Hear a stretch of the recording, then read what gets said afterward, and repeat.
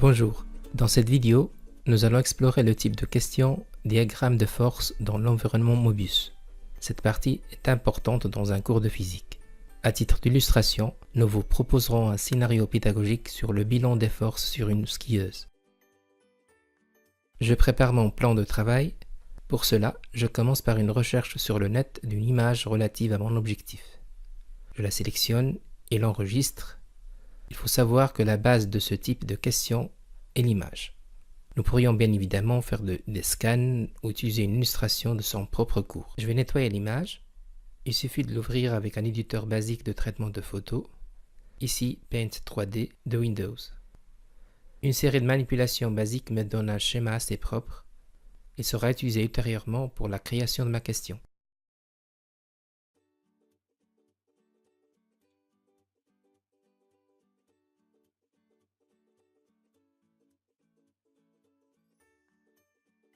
Je passe maintenant dans la zone création de questions de l'environnement Mobius.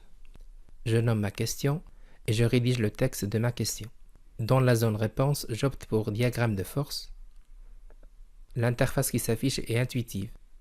Pondération, paramétrage de tolérance, des noms à donner aux forces, des points d'application et une zone d'importation de fichiers images.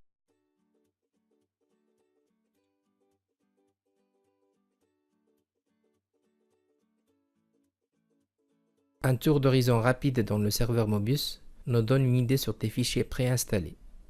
Plusieurs fichiers pourraient correspondre à notre thématique.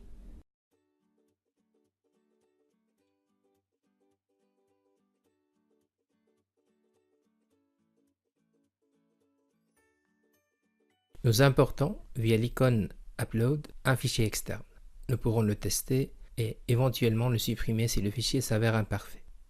Ici, nous faisons deux importations pour se familiariser avec la manipulation technique. Nous remarquerons ensuite que notre image est bien prête pour l'utilisation pédagogique.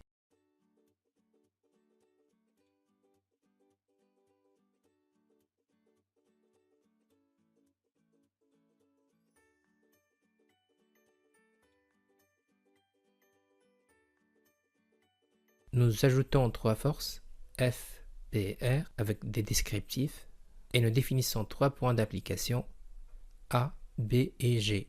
Nous placerons chaque point à un endroit précis du schéma.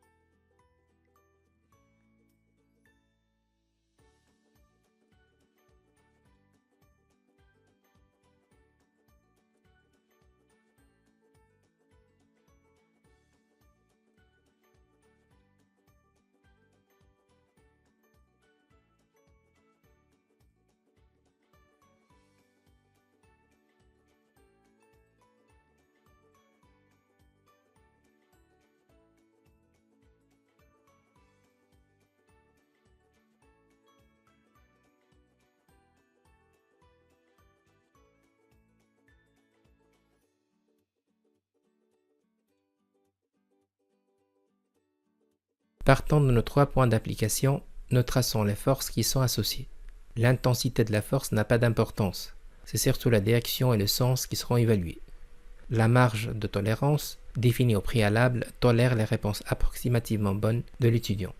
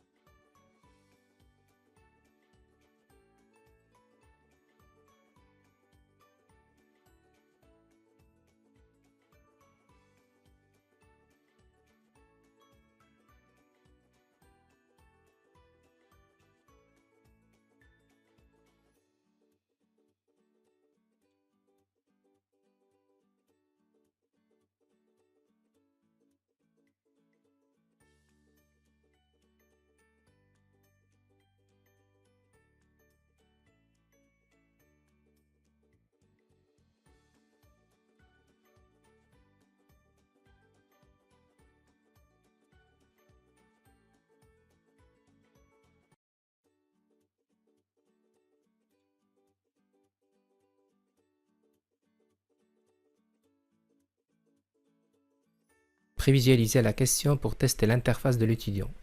L'étudiant sera dirigé et c'est à lui de tracer le bilan. Le code en vert signale la bonne réponse, le code en rouge signale une réponse fausse. Il y a toujours une marge de tolérance pour l'aspect graphique.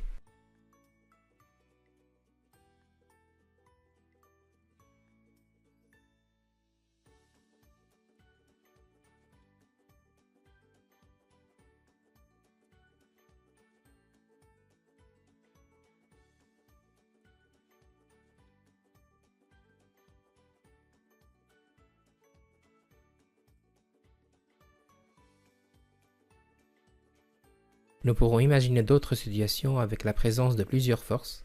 Voici un exemple. Voilà pour cette vidéo.